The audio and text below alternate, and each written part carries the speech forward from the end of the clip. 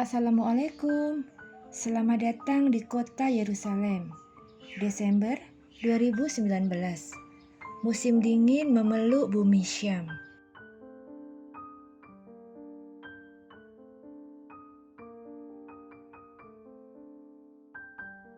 Beginilah suasana pagi di kota Yerusalem Timur. Matahari masih malu-malu menampakkan diri. Kota tampak lengang. Hanya ada beberapa mobil dan pejalan kaki sesekali berlalu lalang.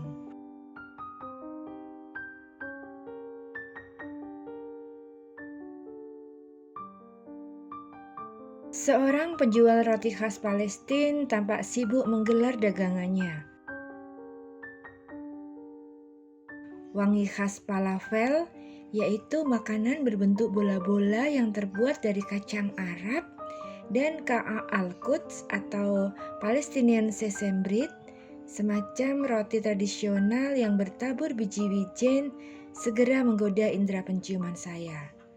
Roti ini biasa disajikan untuk sarapan pagi bersama perlengkapannya, seperti minyak zaitun, labneh atau keju yogurt, dan secangkir minti.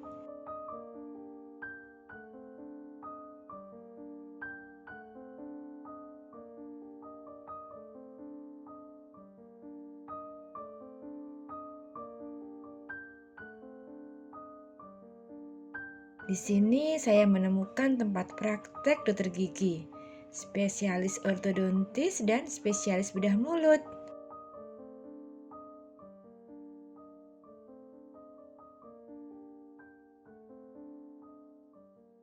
Inilah Yerusalem, kota suci yang dijanjikan Allah bagi orang-orang beriman.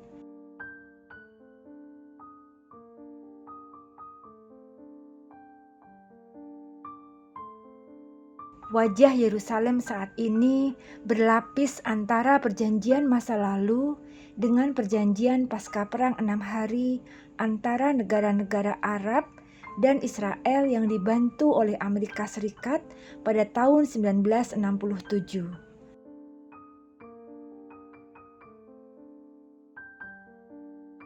Namun jauh sebelumnya, Yerusalem sebenarnya sudah memiliki perjanjian dengan fondasi toleransi yang tinggi pada masa pemerintahan pemimpin Islam.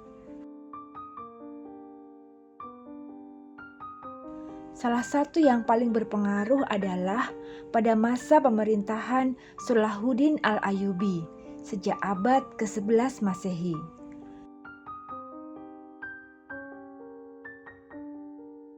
Dalam sebuah perjanjian yang terkenal, Salahuddin Al-Ayyubi membebaskan tentara salib dari ancaman pembunuhan saat kalah perang dan menghapus larangan bagi kaum Yahudi untuk tinggal di Yerusalem. Jauh sebelumnya, Sayyidina Umar bin Khattab berhasil menaklukkan Yerusalem dan menjamin kebebasan beribadah bagi semua pemeluk agama, sesuai dengan keyakinannya masing-masing.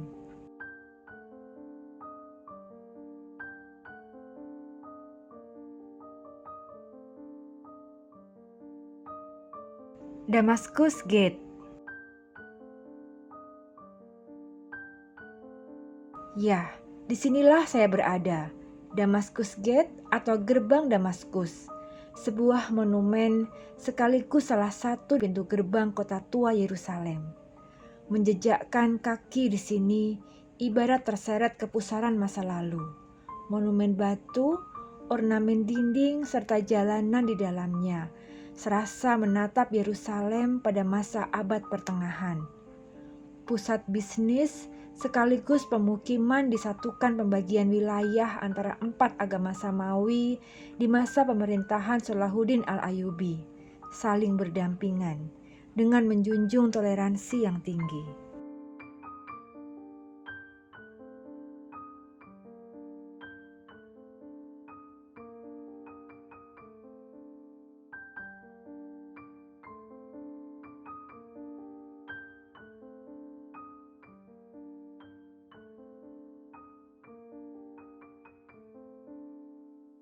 Rumah Salahuddin Al-Ayyubi.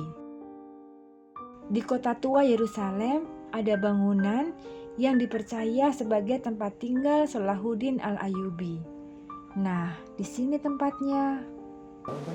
Di mana صلاح الدين الأيوبي تنقل بربع وقته. اوكي يصير أمبت طاحون ستلا بيران dia wafat ya wafat صلاح الدين الأيوبي.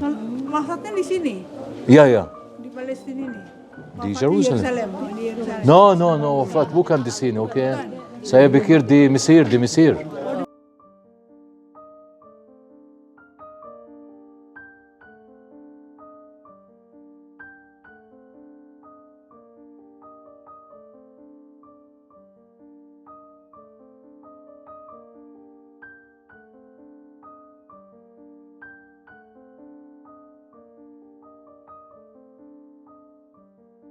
Via Dolorosa. Bagi umat Nasrani, jalan ini adalah lokasi penting. Dipercaya inilah jalan yang dilalui Isa Al-Masih saat disalib oleh penguasa Romawi saat itu. Via Dolorosa atau jalan kesengsaraan, jalan penderitaan. Begitu mereka menyebut rute jalan salib yang harus dijalani oleh Isa Al-Masih sebelum menuju ke Bukit Golgota. Di antara 14 titiknya, banyak yang berada di pemukiman Muslim. Dan kisah toleransi abadi dalam setiap bangunan yang hingga kini masih tegak berdiri.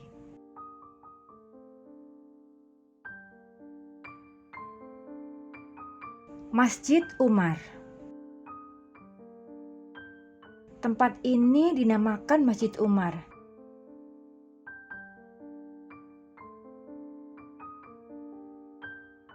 Saat berkunjung ke gereja Makam Kudus, ketika waktu sholat tiba, Khalifah Umar bin Khattab dipersilakan sholat di gereja Makam Kudus. Namun beliau menolak karena khawatir akan terjadi hal yang tidak diinginkan di masa depan. Akhirnya saat itu Khalifah Umar sholat di Masjidil Aqsa. Untuk mengenang kejadian ini, di lokasi ini didirikan bangunan yang diberi nama Masjid Umar.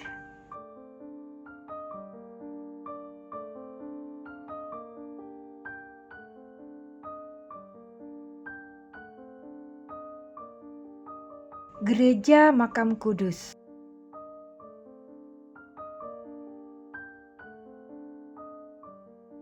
Lokasi ini dipercaya oleh umat Kristiani sebagai Golgota. Gereja ini menjadi tujuan peziarah kaum Kristiani sejak abad keempat sebagai tempat wafat dan kebangkitan Isa Al-Masih. Teladan baik Khalifah Umar bin Khattab juga tercermin di dalam kompleks gereja Makam Kudus. Yang cukup menarik, kunci gerbang gereja Makam Kudus dijaga secara turun-temurun oleh keluarga Muslim. Demi mencegah perpecahan dari berbagai aliran Kristen, seorang beragama Muslim diperintahkan memegang kunci gereja Makam Kudus ini. Gereja yang dipercaya sebagai tempat Isa Al-Masih disalib, dimakamkan, dan dibangkitkan. Dua keluarga Muslim ini bertugas memegang kunci dan membuka serta menutup pintu gerbang gereja Makam Kudus setiap harinya. Mereka mulai bertugas sejak zaman Khalifah Umar dan Salahuddin Al-Ayyubi. Hingga kini ada beberapa aliran Kristen yang menjalankan ritual ibadah di gereja Makam Kudus. Masing-masing beribadah dengan damai. Salah satu faktornya adalah sang pemegang kunci, memungkinkan kedamaian itu terus lestari. Sebuah keluarga Muslim penjaga gereja yang sudah turun-temurun selama ratusan tahun, menjadi bukti toleransi yang tinggi di kota tua Yerusalem.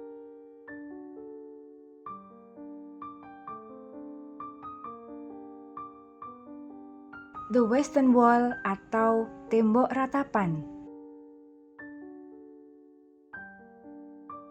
Kota tua Yerusalem disucikan oleh kaum Yahudi sejak Raja Daud atau Nabi Daud alaihissalam memproklamirkan kota ini sebagai ibu kota pada abad ke-10 sebelum Masehi.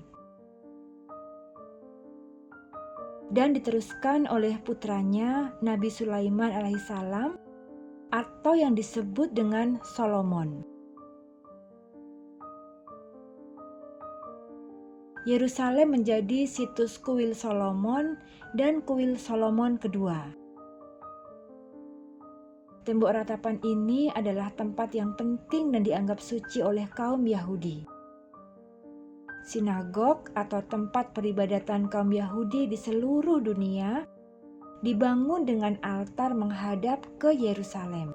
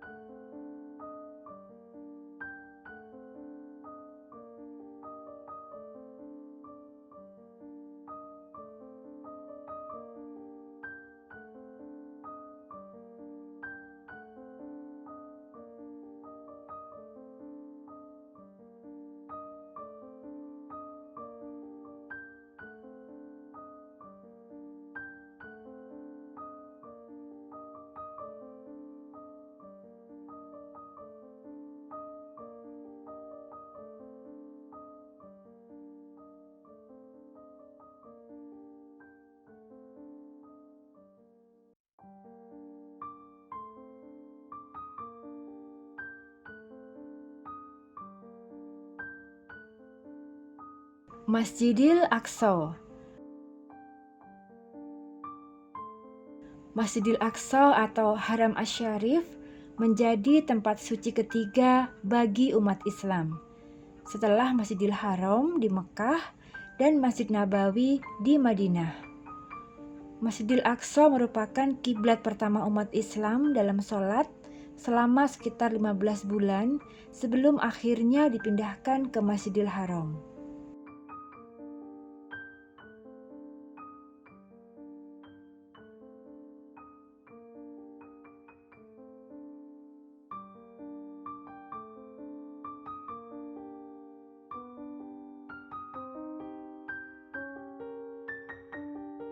Baiklah teman-teman, demikian video tentang jelajah kota tua Yerusalem.